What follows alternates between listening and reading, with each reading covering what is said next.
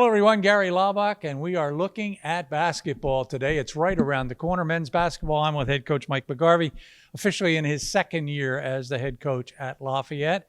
And Mike, I'll ask you a question I also asked the women's coach, Kia Damon Olsen. You've had a little downtime over the summer. What do you do in your downtime? How do you relax?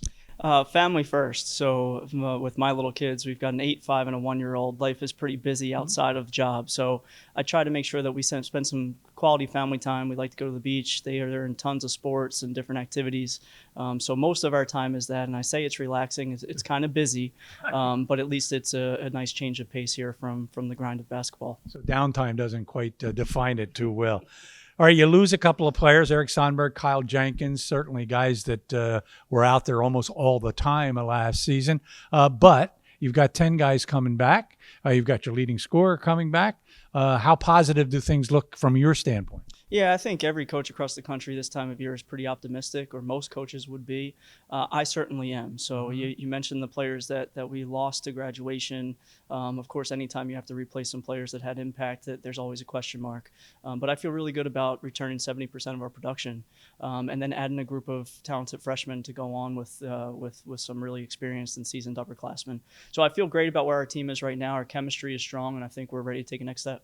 That's great. Let's talk about some of the newcomers, the people at home have not seen. We'll start with a freshman out of Jacksonville, Florida, Caleb Williams. I know you've got some really good, talented freshmen. He's one of them. Yeah, he is, and he's been playing really well in practice here in the preseason. He adds a dynamic ability of scoring the basketball for us. He's been pretty electric on the offensive end, and he plays really hard on the defensive end. I think he projects to be an impact player, and I think the fans will really like him here on the Hill. He is a one-on-one player. He likes to put the ball up. Yeah, and I think, if you look at a lot of his high school videos, he scored a lot, right? Averaging above 20 points a game. But the thing that I was most impressed with is his willingness to pass. And he's averaged over 6 assists a game in his high school career, and he's showing that he's going to make a lot of really good plays, not just scoring the basketball, but also helping our team get open shots. Next up as a freshman is a name that's kind of difficult to pronounce. Falaboni Fayemi. Talk to us a little bit about him. Yeah, Fola's great. Fola has had an interesting journey. He's been in Chicago and Indiana, and he's played some really high school basketball. He did a postgraduate year at the South Kent School with Rafael Chilius, Lafayette alum. And when Coach Chills gave us the call and said, we have this really talented young man that would like an opportunity to be a Division I player, not only was he sending us a really talented basketball player, but he was sending us a great person. So Fola has immediately stepped into our team locker room and with a maturity level to him, and has been an infectious personality to be around on a positive note. Speaking of positive notes, it's got to be good to have a guy come back that has already played with some of your guys. Played with T.J. Berger is Malik Rasul. I know you listed as Arizona, but he's played some basketball close by. Yeah, for TJ's father, Seth Berger, and a traditional powerhouse in Westtown. So Malik is super talented.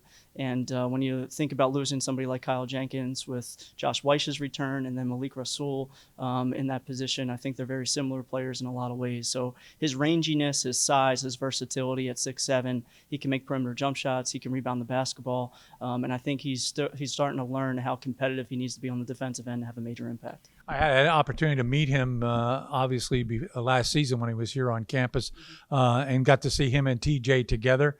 TJ, of course, missed all of last year, but I think TJ's as excited to have him now on the roster as Rasul is. Yeah, for sure. I would say that they're almost like family members because they spend so much time together, not just on the court, but off the court especially. So that connectivity is really powerful for our team, and it's a good friendship that Malik is coming in with to get his career started here at Lafayette. How about size-wise? I know you're good, but maybe not all that deep in terms of people inside.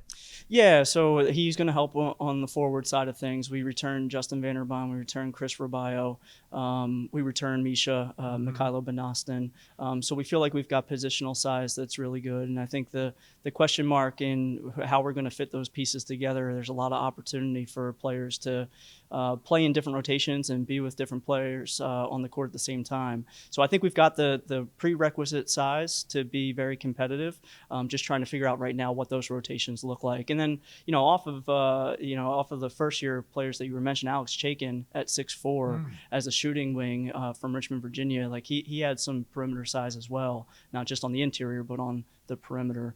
So I'm excited for what we look like. I think we've got the size. I think we've got the talent. And I think we got the depth.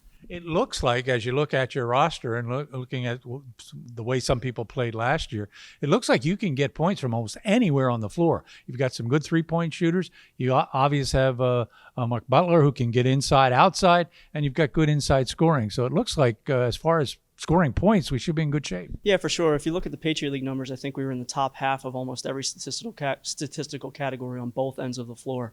As we evaluated our season a year ago, I think the two areas of concern for us was pace of play. We didn't get enough possessions to score points, and we didn't offensive rebound well enough.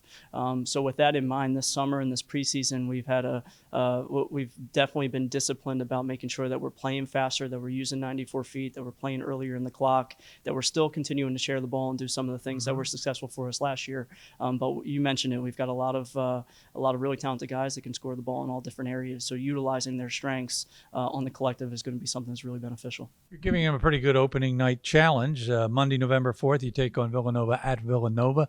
That should be interesting. Yeah, for sure. I think there's a lot of carryover between our alumni base and the Villanova alumni base too, right? Yeah. So I think it's an exciting game all in all, and a Big East team that has multiple national championships and quite the tradition that they have. I know our players are certainly excited for it, and it's also the first night of the season, right? So there's going to be a lot of juice in that building on November 4th, but I think our guys are optimistic and we're ready to compete. A little more Big Five basketball next. You'll take on LaSalle. Yes, and LaSalle is a team that will be opening up in a new arena, which is exciting on a Saturday afternoon. I think it might be their second or third game in the building.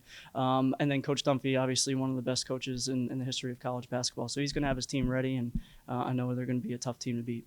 Well, speaking of Big Five, then we come back here for our opener against Penn. Yep, and that's our opening night here at Kirby. So it'll be an exciting game to play Penn, another local rivalry. And we had a really tough game at their place last season, so it'll be another fun matchup here at home. Yeah, that's Tuesday, November 12th. We'll put that one on your calendar. We'll be here to do that ball game on ESPN+. And then a new wrinkle to the entire schedule is Thanksgiving basketball. You've got a nice little tournament set up. 3 other teams come in, a round robin. That should be terrific. Yeah, it's going to be fun for our team to spend the holidays together here with each other. Last year we went to the University of Pennsylvania. We played in their tournament. It was definitely the reason that we thought about doing it here at home. We had such a great experience playing there despite our outcomes of those games. So to bring 3 home games with teams that are pretty similar, at least on paper right now, is going to be exciting for a competitive nature, but also to have our team together over that holiday season and to build on what we're doing is going to be a unique opportunity for us. Yeah, the teams are Binghamton, Niagara, and LIU. Coached by NBA's Rod Strickland, by the way, LIU. So that should be very interesting. We'll have every ball game, every matchup for you on ESPN+ right here from Kirby. All right, who's favored in the league? I see it's Colgate again. No big surprise. But I think you're going to give everybody a fight. Yeah, I think the league is pretty balanced now, top to bottom. I do believe the Patriot League is going to take a step in the right direction. Obviously, with new coaches last year and this year, there's always a change in style of play that you can't really predict. I think there's a lot of teams that return an awful lot. We're one of them. American, Bucknell, Boston, Lehigh, even Naval Academy, Army, all those teams return a bunch. So I think it's going to be very balanced top to bottom. And we're going to have our best effort every night to get wins. I don't think we'll surprise as many people as we did a year ago. And I think our team is ready for that. I'm pretty excited for our upperclassmen, especially our juniors and seniors that played a couple years ago in a conference championship game and then played last season in a regular season through February with an opportunity to win a regular season championship. I think they've experienced what it's like and what it takes to be at the top of the league, and they have the confidence now to believe that they can do it. So taking that next step and making sure that we're one of those teams that's at the top towards the end of the season is what we're looking to do. We've experienced the same thing. We're just as excited. Basketball right around the corner. Gary. Thanks for the time. GoLeopards.com, head coach Mike McGarvey.